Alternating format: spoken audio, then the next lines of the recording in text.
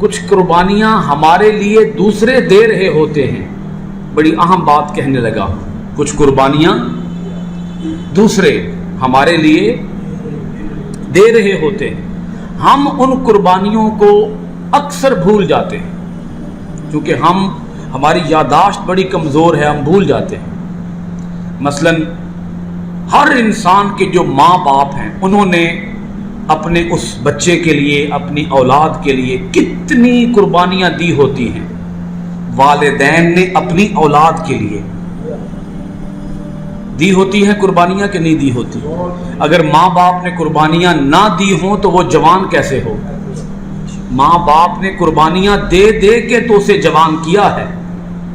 یعنی آج ایک شخص بازار سے بکرا خریدتا ہے, کوئی گائے خریدتا ہے, کوئی اونٹ خریدتا ہے, خرید کر اسے ذبح کرتا ہے. ذبح کر کے اپنے اندر وہ ایک بڑا فخر کہہ لے, فخر محسوس کرتا ہے کہ میں نے آج بڑا تیر مارا ہے, آج میں نے بڑی چھال ماری ہے.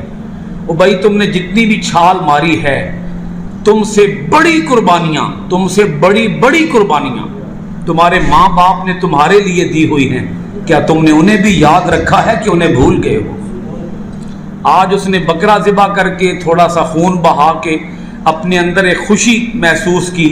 اگرچہ خوشی محسوس ہونی چاہیے, اس سے انکار نہیں ہے, اسے خوشی ہونی چاہیے کہ میں نے اللہ کے حکم پہ عمل کر دیا ہے.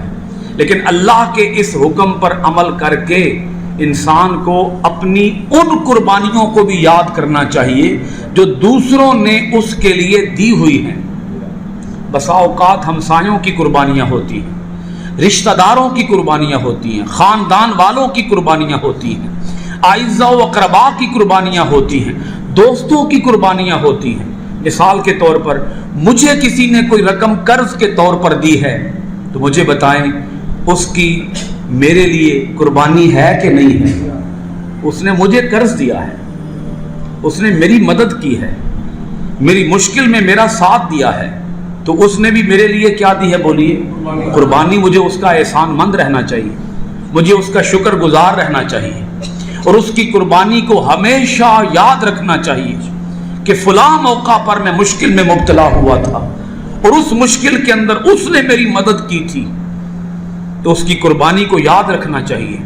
اسی طرح جب کوئی بچہ پڑھ لکھ جاتا ہے, کسی بڑے عہدے پہ براجمان ہو جاتا ہے, کسی بڑی پوسٹ پہ چلا جاتا ہے, تو اسے اپنے اساتذہ کو یاد رکھنا چاہیے کیونکہ اس کے اساتذہ نے اس کے لیے بولیے نا قربانیاں دی ہوتی ہیں, تبھی تو وہ آج اس مقام پہ پہنچا ہے.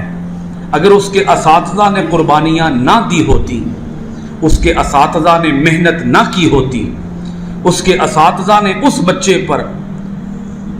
اس بچے کو پڑھانے کے لیے رات دن ایک نہ کیا ہوتا, تو آج وہ اس مقام پر نہ پہنچ سکتا, آج وہ اتنا قابل, اتنا لائق, اتنا فائق نہ بن سکتا. تو کسی بھی آدمی کے جوان ہونے پر, طاقتور ہونے پر, قابل ہونے پر, لائق ہونے پر بڑی قربانیاں ہوتی ہیں جو دوسروں نے دی ہوتی ہیں. تو ہمیں آج اس قربانی کے موقع پر صرف ایک قربانی کو یاد نہیں رکھنا, ہمیں ہر قربانی کو یاد رکھنا ہے.